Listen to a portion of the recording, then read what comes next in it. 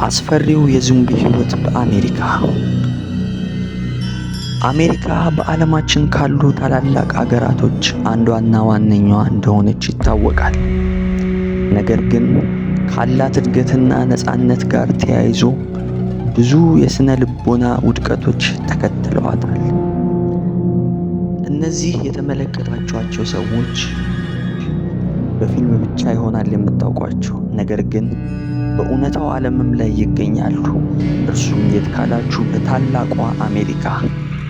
እነዚህ የምትመለከቷቸው በአሽሽ የናወዙ ሰዎች ከአቅም በላይ በሆነ የአሽሽ ጥገኝነት የተያዙ ናቸው። ሰውነታቸው በሌላ በሽታ እስኪጋለጥ ድረስ መርፌ ይወጋሉ። ራሳቸውን ችለው መሄድ እስኪያቅታቸው ድረስ ጎብጠውና ተንፏቀው ይሄዳሉ። ውድ የዩቲዩብ ተከታታዮቻችን፣ ከእነዚህ ሰዎች መማር ያለብን አንዳች ነገር ሳይኖር አይቀርም። ምክንያቱም ሁሉን ነገር የማድረግ እድል አግኝተናል ማለት ሁሉ ነገር ደግሞ ይጠቅመናል ማለት አይደለም። ባለማስተዋልም ይሆን በድፍረት ከምንገባባቸው የነፃነት ባርነቶች መጠበቅ አለብን። የሰው ልጅ በተለያዩ የህይወት ውድቀቶች ሊያልፍ ይችላል።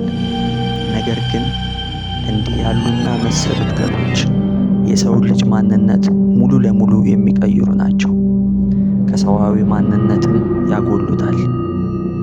ከዚህ ፈጣሪ ጠብቀን የዛሬው መልእክታችን ነው። በሌላ ቪዲዮ እስከምንገናኝ ቸር ሰንብቱ። ሰብስክራይብ ማድረግ እንዳይረሳ። ሰላማችሁ ይብዛ።